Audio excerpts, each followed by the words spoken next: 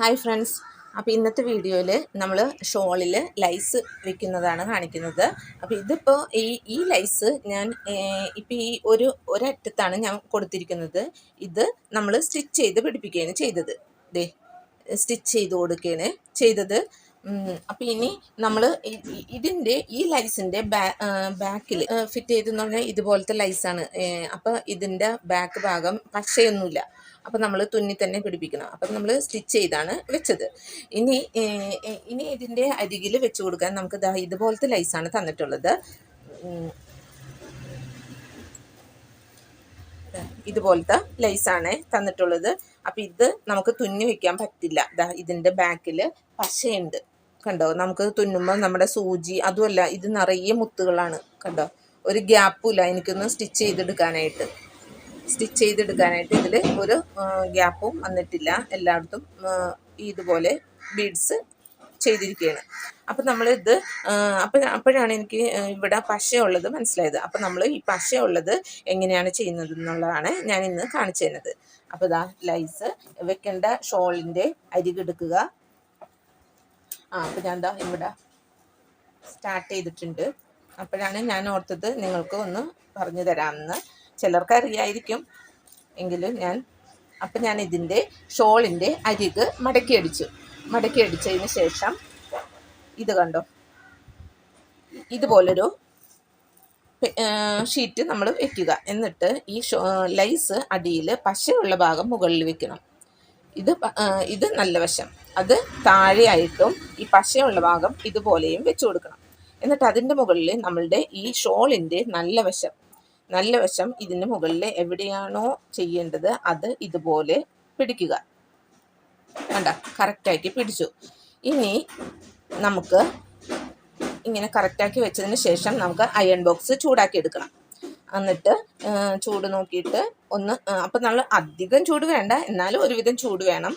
അത് നമ്മളുടെ ഇതിൻ്റെ മുകളിൽ എത്രയാണോ വെക്കേണ്ടത് അവിടെ ഇങ്ങനെ പ്രസ് ചെയ്യുക.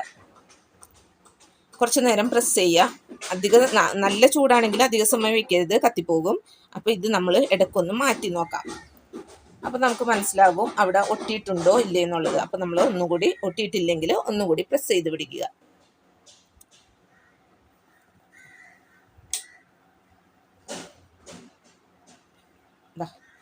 അപ്പോൾ ഇവിടെ ഒട്ടിയിട്ടുണ്ട് കണ്ട. അപ്പം ഇത് ഞാൻ ആദ്യം ചെയ്തപ്പോഴാണ് നിങ്ങൾക്ക് കൂടി കാണിക്കാമെന്ന് വിചാരിച്ചത്. അപ്പോൾ ഇവിടെ വരെ ഞാൻ വെച്ച് കൊടുത്തത് കണ്ട, നന്നായിട്ട് ഒട്ടി പിടിച്ചിരിക്കുകയാണ് കേട്ടോ. നമുക്ക് കാണാൻ പറ്റും ഇത് എന്ത് ചെയ്താൽ പൊളിഞ്ഞു പോരില്ല. അപ്പോൾ ഇങ്ങനെ വന്നു. അപ്പം ഇനി ഇതുപോലെ തന്നെ ഇത് നല്ല വശം മുകളിലേക്ക് ഇതുപോലെ ഇത് കണ്ടോ, ഈ ഷോള് ഞാൻ ചെയ്തേക്കണം കണ്ടോ. അപ്പം ഇതുപോലെ ഇരിക്കുന്ന വിധത്തിൽ ഇതുപോലെ നേരെ പിടിക്കുക. എന്നിട്ട് ഇതിങ്ങനെ വെച്ച് കൊടുത്തിട്ട് അതിൻ്റെ മുകളിൽ അയൺ ബോക്സ് ചൂടാക്കിയിട്ട് ഒന്ന് പ്രസ് ചെയ്ത് കൊടുക്കുക.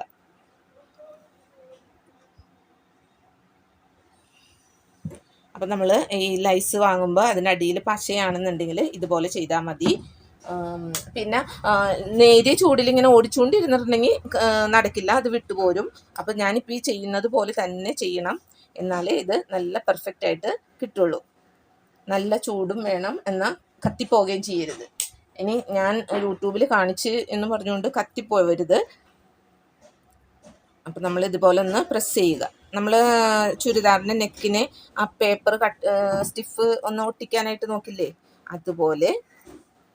അതുപോലെ ഒരുവിധം ചൂടെടുത്തിട്ട് അത് ഇതുപോലെ കറക്റ്റ് വെച്ച് കൊടുത്ത് അതിൻ്റെ മുകളിൽ ആ പേപ്പറും ഇതുപോലെ തന്നെയാണ് കേട്ടോ പ്രസ് ചെയ്ത് വെക്കണം. ഇതുപോലെ പേപ്പർ അയൺ ബോക്സ് പ്രസ് ചെയ്ത് പിടിക്കണം.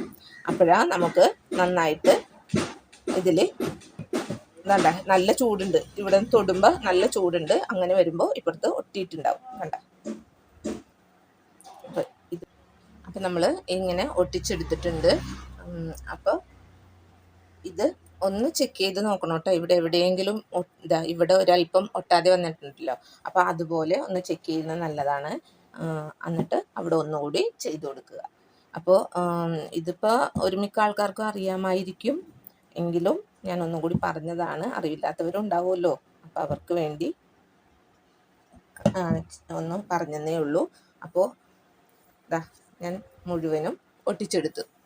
കണ്ടോ, ദേ കണ്ടോ, നല്ല ഭംഗിയിൽ കിട്ടി. അപ്പോൾ ഇത് ഈ വീഡിയോ ഇഷ്ടമായാൽ ഒന്ന് ലൈക്ക് ചെയ്യണേ. ഇതാ, അപ്പോൾ ഇതുപോലുള്ള അറിവുകൾ കിട്ടുകയാണെങ്കിൽ ഞാൻ നിങ്ങൾക്കും പറഞ്ഞു തരാം. Okay, thank you.